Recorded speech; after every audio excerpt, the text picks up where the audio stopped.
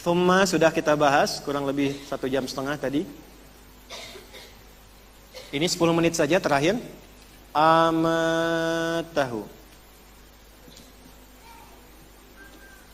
Ini kalimat kita ucapkan tiap hari. Baru bangun tidur sudah menyebutkan amat nih. Coba bangun tidur baca apa doanya? Alhamdulillahilladzi ahyana ba'dama. Kalau hu itu kata ketiga, kalau ni, na itu kata kedua langsung ke kita sendiri. Jadi yang tadinya Allah sampaikan tsumma amatahu, kemudian manusia itu. Nah, sekarang tanya balik, kita manusia bukan? Karena kita manusia, kita mengakui kami manusia. Na amatana. Coba tanpa sadar, kita itu tiap hari baru bangun tidur sudah mengatakan kalimat ini, bahwa kita akan wafat. Dan tadi ditahan sementara waktu. Alhamdulillahilladzi ahyana ba'dama. Nah, ba'dama ketemu amatana artinya sementara, ditahan sementara dalam tidur, nanti selamanya tidur. Jelas? Nah, sekarang maaf. Ya, sebentar.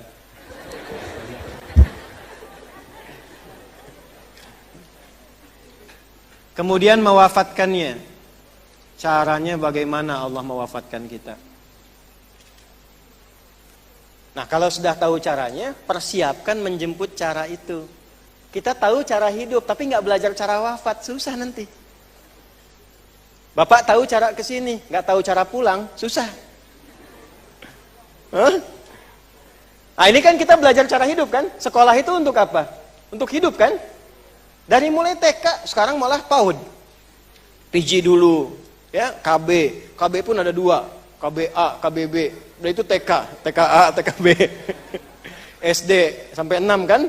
1, 2, 3, 4, 5, 6, SMP, SMA. Belum selesai itu, S1, S2, S3. Dingin tuh. Ya, ujungnya beku kan? Nah, jadi Anda bayangkan, hidup aja belajar dulu, belajar caranya. Ini orang mau meninggal nggak belajar caranya. Sedangkan meninggal itu menuju kehidupan baru. Anda mau ke tanah kusir, itu belajar cara berangkatnya, cari tempat duduknya, atur posisinya. Sekarang ingin datang ke kuburan, pindah tempat baru, nggak belajar caranya, gelap nanti. Gelap, Pak. Sempit. Bagaimana cara wafatnya? Nanti jadi pilihan. 1, kita ambil yang baik-baik aja dulu ya. Quran surah ke-89 di ayat 27 sampai ayat 30. Kemudian yang akan diambil dari diri kitanya Quran surah ketiga ayat 185. Cara mengambilnya Quran yang bertugas mengambilnya Quran surah ke-32 di ayat yang ke-11. Dah. Pelan-pelan ya. Al-Fajr ayat 27 sampai 30.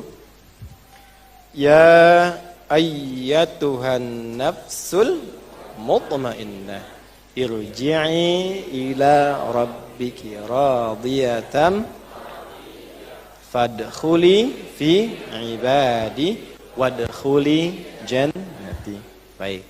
Ya ayyatuhan nafs, yang diambil nafasnya. Ayo ini ilmu mahal. Maaf, fokus ya. Ini ilmu mahal. Ada kurang lebih 9 jenis setan yang dia bertugas dalam kehidupan. Ini pasukannya iblis. Di antara 9 itu ada yang bertugas di masjid. Menggoda orang sholat, menggoda DKM, menggoda jemaah pengajian. Kadang jemaah pengajian dibuat tidak fokus saat ada materi yang sangat penting, dibikin ngantuk, ya. Saat kita memang ingin berjuang, nah itu kita berjuang nih. Perhatikan baik-baik sini. Saat kita mulai berkehidupan, fisik dibentuk, roh ditiupkan. Dalilnya Quran surah ke-15 di ayat ke-28 sampai ayat 29. Wa idh qala rabbuka lil malaikati inni khaliqum bashara min salsalin min hama'im masnun. Fa idza sawaituhu fanafakhtu fihi min ruhi. Jadi begitu kandungan 4 bulan, roh ditiupkan. Jelas? Hadisnya paling gampang di Al-Arba'in aja ya. yang mudah diakses. 42 hadis, lihat hadis keempat. Dari Abdullah bin Mas'ud, Abu Abdurrahman radhiyallahu taala anhu. Disampaikan dari Nabi sallallahu alaihi wasallam, qala Rasulullah sallallahu alaihi wasallam wa huwa shadiqul masduq, inna ahadakum yujma'u fi batni ummihi 40 yawman nutfa, thumma yakunu mithla dhalika 'alaqa, thumma yakunu mithla dhalika mudghah, thumma yursalu ilaihi al-malak fayanfukhu fihi ruh. Ruh ditiupkan. Perhatikan baik-baik. Yang masuk ke tubuh itu ditiupkan apanya tadi? Ruh. Kalau ruh sudah menyatu dengan fisik, dia berubah nama menjadi nafas namanya. Nafas. Fokus ini. Ruh menyatu dengan fisik, berubah nama menjadi nafas namanya. Dari mana dalilnya? Quran surah 91. Di ayat 7 sampai 10, Asy-Syams. Wa nafsin wa ma sawwaha fa'alhamaha fujuraha wa taqwaha. Demi nafas yang terbentuk saat ruh masuk ke dalam fisik. Wa masawwaha fa idza sawaituhu, kapan sawaituhu? Wa nafakhtu fihi min ruhi. Jadi nafas. Dari sini muncul istilah bernafas, tanda kehidupan. Apa bedanya dengan ruh yang masuk dari awal? Ruh masuk ke fisik belum ada amalnya, masih bersih, suci, murni. Menyatu dengan fisik, gabung dengan fisik, mulai ada amal. Amal mulai dicatat dalam usia baligh. Jadi ruh ini sudah terpengaruh oleh amal. Ya, jadi begitu berubah menjadi nafas, artinya apa? Ruh yang sudah punya amal. Karena bekerja dengan pekerjaan fisik, tangan, lisan, telinga. Ruh mendengar lewat telinga fisik. Apa yang didengar? Kalau baik, amalnya soleh, kesini soleh. Kalau jelek, amalnya salah, kesini salah. Apa kaitan dengan meninggal dengan amat tadi? Kalau yang masuk ruh, yang pulang nafas. Yang masuk tidak ada amal, yang pulang bawa amal. Dari mana taunya? Quran surah ketiga ayat 185 menafsirkan tadi yang Quran surah ke-89 di ayat yang ke-27 tadi. Ya ayat Tuhan, nafasnya yang pulang. Quran surah 3 ayat 185, kullu nafsin dha'iqatul, nafasnya. Betul yang dicabut ruhnya, tapi ruh yang bagaimana? Ruh yang sudah membawa amal. Ketika ruh membawa amal, namanya nafas. Ini yang dihisab tuh ini nanti, amalannya. Pertanyaannya yang dibawa pulang itu baik atau buruk? Itu. Jadi kalau tadi kemudian kita bicara, bagaimana cara pulang? Apa yang dibawa dalam pulang? Sekarang jawaban Quran yang pertama, yang nanti akan pulang kembali kepada Allah, diambil, dicabut nanti dalam peristiwa yang disebut dengan maut. Saya tulis ya, saya hapus dulu atasnya supaya kelihatan mautnya tuh, maut gitu. Ya. Masya Allah. Dari awal datang sampai akhir ya. Masya Allah.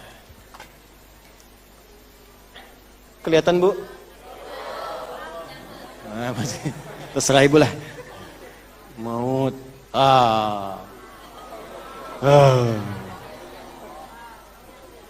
Maut. Ya. Kullu nafsin dha'iqatul. Nah, nafasnya kullu nafsin, bukan kullu ruhin. Memang yang dicabut roh, tapi roh yang sudah bawa amal. Nah, sekarang sebelum dicabut, amalnya sudah bagaimana yang masuk ke dalam nafas ini. Karena itulah diberikan petunjuk dalam Al-Quran di ayat ke-27 tadi dengan kalimat begini, ya ayyatuhan nafas. Nafasnya kalau ingin aman harus punya sifat. Apa sifatnya? Mutmain. Nah, ya ayyatuhan nafsul mutmainna. Hei jiwa mutmainna. Ada Bu Mutmainah di sini? Cabut tuh Bu nanti tuh. Tuh. Apa itu mutmainnah? Diartikan jiwa yang tenang. Tenang itu ada 3. Ada hudu, ada sakinah, ada mutmainnah. Mutmainnah dari kata tumanina. Tumaninah itu kesenangan, ketenangan yang dilahirkan dari ibadah. Jadi tumaninah itu ketenangan yang dilahirkan hasil dari ibadah. Karena itulah saat sholat, rukulah Anda sampai tumaninah dalam ruku. Sujudlah sampai tumakninah dalam sujud, merasa tenang. Tenang yang dihasilkan dari ibadah disebut tumakninah. Tenang yang dihasilkan dari masalah rumah tangga disebut dengan sakinah. Tenang yang dihasilkan dari persoalan hilang saat berjamaah disebut dengan hadiah, hudu. Tenang. Nah, sekarang sifat yang melekat pada tumakninah namanya mutmainnah. Jadi nafsul mutmainnah itu artinya jiwa yang sering dilatih dengan bekal ibadah, yang karena dengan ibadah ini melahirkan ketenangan, disebut dengan tumakninah. Tenang ini menjadi sifat bagi jiwanya. Karena jadi sifat bagi jiwa, disebutlah dia dengan mutmainnah. Singkatnya begini, kalau ingin meninggalnya tenang, hei jiwa yang tenang, kalau pengen tenang, jadikan semua kegiatan kita sebagai ibadah. Supaya pulangnya tenang. Karena bekal yang dibawa pulang dengan nafas, dengan roh kita ini, bekal tertingginya cuma satu, hasil ibadahnya. Kalau materinya enggak. Contoh ya, ini contoh saja nih, supaya paham betul-betul paham. Ini kan ada gelas, ya kan? Isinya air kan? Nah, minum itu kan kegiatan rutin. Tiap hari kita minum kan? Kalaupun siangnya puasa, malamnya minum kan?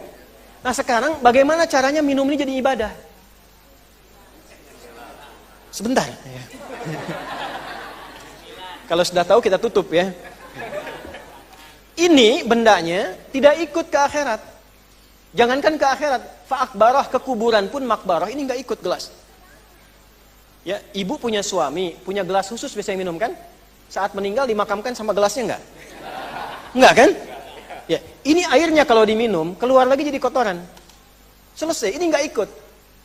Jadi ini yang disebut dunia namanya. Ketika meninggalkan dunia, maka semua sifat dunia hilang. Nggak ikut. Nanti yang masuk ke kubur sifat kubur. Yang masuk ke akhirat sifat akhirat. Setiap tempat hukumnya beda. Anda ke Amerika, mata uangnya sudah beda. Aturannya sudah nggak sama. Anda ke Malaysia, aturannya sudah beda. Walaupun satu rumpun. Sama-sama Melayu misalnya. Tapi beda aturan. Nah sekarang di dunia aja beda tempat, beda aturan. Anda pengen ke alam kubur sudah beda dunia, beda dimensi, pengen sama, itu mustahil. Makanya ketika yang kita kejar semua dunia dan meninggalkan dunia, semua hukum dunia selesai. Pakaian selesai, benda-benda selesai. Nah yang ikut apa? Yang dibawa ikut itu yang dibawa oleh nafas. Apa yang dibawa nafas? Amal. Cuma dua, kalau nggak soleh, salah. Itu yang jadi bekal kita. Nah ketika akan pindah membawa amal itu pastikan semua soleh. Bagaimana menjadikan amal itu soleh? Maka rubahlah semua kegiatan punya nilai ibadah. Ibadahnya itu yang dicatat. Caranya bagaimana? Niatkan semua pekerjaan kita karena Allah. Itulah fungsi dari doa. Bangun tidur ada doanya. Cuma orang Islam yang semua pekerjaannya ada doanya. Dan semua doanya beda. Masuk masjid dengan keluar masjid doanya beda. Nggak mungkin karya manusia itu, nggak mungkin, mustahil. Wa ma yantiqu 'anil in huwa illa wahyu. Mau makan ada doanya, berpakaian ada doanya. Nggak bisa baca doanya, sebut nama Allah. Belum hafal doanya, sebut nama Allah. Contoh langsung, keterlaluan kalau belum paham juga. Bismillahirrahmanirrahim. Singkat, Bismillah. Minum. Alhamdulillah. Nah, ini contoh. Saat diucapkan bismillah, malaikat diperintah oleh Allah. Malaikat catat. Dicatatlah perbuatan tadi kita itu dengan nilai baru, namanya ajrun. Apa namanya? Ajrun. Ini banyak di India nih. Inna hadzal Qur'ana yahdi lillati hiya aqwam wa yubashshirul mu'minina alladzina ya'maluna as-salihati anna lahum ajran kabira. Jangan ngarang. Hasanah di surat Al-Kahf. Nah, ini yang kita sebut pahala. Apa namanya? Nah, pahala itu bahasa Qur'annya ajrun. Inilah yang ikut saat pulang. Kalau kita banyak mengerjakan ini, muncul ketenangan, namanya tumakninah. Itu yang dibawa sampai meninggal. Kalau sampai meninggal namanya mutmainnah. Orang yang mengerjakan perbuatannya ibadah namanya ibad. Apa namanya? Ibad. Maka perhatikan panggilannya. Ya ayyatuhan nafsul Irji'i ila rabbiki radiyatan fadkhuli fi ibad. Wadkhuli jannah yang mana? Buka Quran surah 2 ayat 25. Wabasyiril ladzina amanu wa amilus solihat. Amilus solihat. Annalahum jannatin tajri min tahtihal. Nanti hasil ibadahnya saat akan meninggal ditampakkan surganya. Surga orang sedekah, bapak bisnis, ibu bekerja, berdagang, hasilnya dipakai ibadah. Sebelum meninggal mau dicabut ditampakkan. Ini surgamu hasil dari ibadahmu lewat harta itu. Senyum, senang. Saat senyum dan senang itu ridha dengan surganya. Allah ridha dengan amalnya. Radiyatan mardiyah. Diambillah dalam keadaan ridha dan tenang, tak terasa meninggal. Itu maksudnya. Sama kayak sekarang. Rajin sholat, nanti ditampakkan surganya, pintu sholat. Rajin puasa, pintu puasa. Tinggal sekarang mau lewat pintu yang mana. Sudah tahu hidup, sudah puluhan tahun, persiapan pulangnya bagaimana? Cara singkatnya, kumpulkan bekal ibadahnya, karena pada waktunya akan tiba malaikat satu saja, yang tugasnya tidak ada yang lain, cuma membawa maut saja. Namanya malakul maut. Qul yatawaffakum malakul mautil ladzi wukila bikum. Viralkan Muhammad, katakan pada hamba-hambamu, pada hamba-hambaku, umatmu semua, akan tiba masanya datang satu malaikat aku tugaskan membawa maut saja. Upayakan saat di bawah itu sudah dalam keadaan tenang, nggak banyak masalah. Tenang dari hasil masalahnya hilang disebut sakinah. Tandanya disebut dengan sukun. Makanya kenapa ada sukun di ujung dibacanya mati. Matinya dibaca dengan tenang. Ya kan? Semua harokat bahasa Arab kalau di ujungnya ada sukun pasti dibacanya mati dan dibacanya dengan tenang. Bismillahirrahmanirrahim. Kenapa mati? Jadi sukun. Kalau diteruskan mi. Bismillahirrahmanirrahim. Alhamdulillahirabbil alamin. In mati. Kenapa enak? Tenang karena ada sukun, berubah dari fathah jadi sukun. Ya, jadi upayakan setiap kita baca ketemu sukun dengan tenang, kita pun meninggal dalam keadaan yang tenang. Jelas sampai sini? Baru 2 huruf ya.